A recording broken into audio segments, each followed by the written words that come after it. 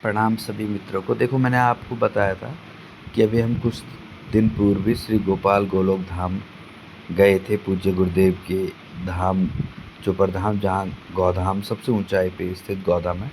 इसके बाद हम सबसे पहले नागराज भगवान के दर्शन नागराज मंदिर पे गए। ये देखो आप, दिव्य नागराज शिला। और देखिए, रोज़ प्रतिदिन पूज्य गुरुदेव गौ गंगा कृपाकांक्षी गोपाल मणि जी गौ सेवा में जाते हैं। सुबह गायों को चराने ले जाते हैं, खुद गायों के साथ जाते हैं।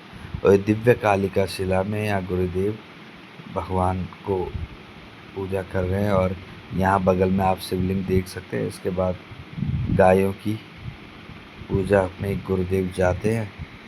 देखो, पूरा घना जंगल है, आपको गाय भी दिख रही होगी पीछे। यही इसी घने जंगल में गुरुदेव गौचारण करते हैं। और इसी जंगल में मैंने एक कविता भी गाई थी, क्योंकि बहुत ही आनंद आया मुझे इस जंगल के बीच में। तो मैंने ये कविता गाई थी। ये कविता मैंने कई बार गाई भी है, सुनाई भी है। और देखो, कितना ही प्यारा सुंदर जंगल आप देख पा रहे हो, बहुत ही दिव्य। चोपड़धाम श्याम वन जिसे कहते हैं, जहाँ नागराज भगवान स्वयं भगवान श्री कृष्ण नाग रूप में चलते हैं, जिस जगह उसको चोपड़धाम कहते हैं। नागराज भगवान का धाम है, बहुत ही पवित्र भूमि।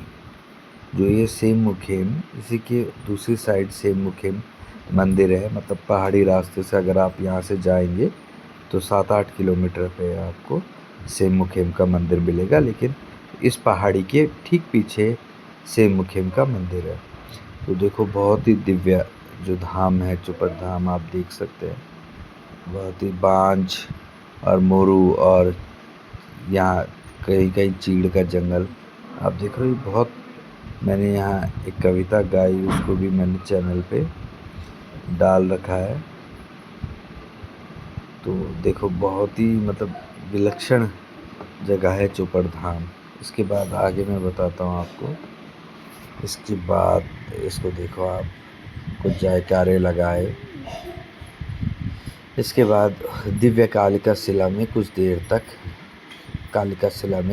तक यहाँ देखो, नीचे जो आपको गुफा से दिख रही है, यहाँ भगवान शंकर महादेव का जो परम चेतना है, हमारे ब्रह्म है, निराकार और साकार ब्रह्म परम पिता भगवान शिव का जो है शिवलिंग विराजमान है। यहाँ भगवान श्री कृष्ण की मूर्ति आप देख रहे हो।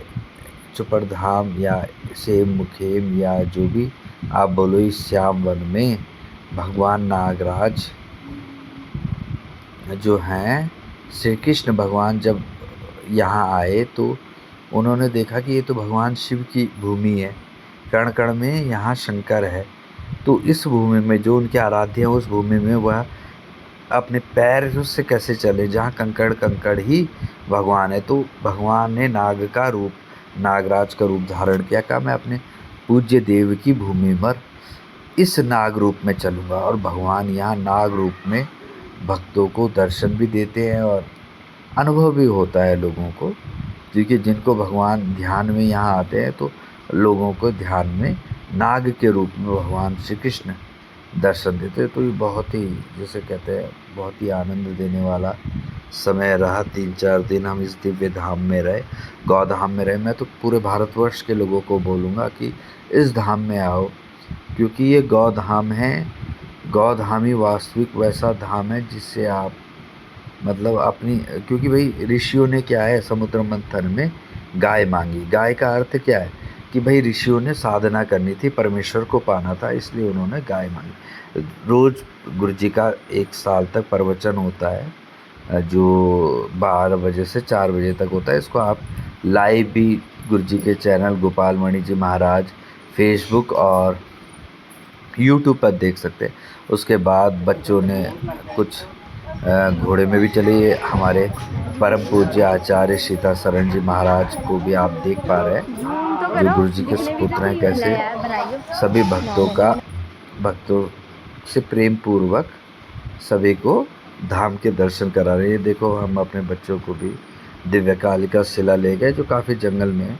ये देखो, शरण जी महाराज के साथ, आचार्य जी के साथ आप फोटो देख रहे हो, सभी जंगल में। और पूज्य गुरुदेव के साथ भी आप सभी का पिक्चर देख रहे हो जब शाम को गुरुदेव भ्रमण पे जाते हैं। देखिए देवी की डोली, माँ कटकाण की दिव्य डोली आप देख रहे हो, ये धाम का आप चित्र देख रहे हो। तो ये धाम जो है चिन्हालीसौड़ से 10-11 किलोमीटर आपको ड्राइव करके जाना है पहाड़ में चोपड़ धाम, जिसमें बागसी और भड़कोट और मल्ली आदि से होते हुए आप सीधा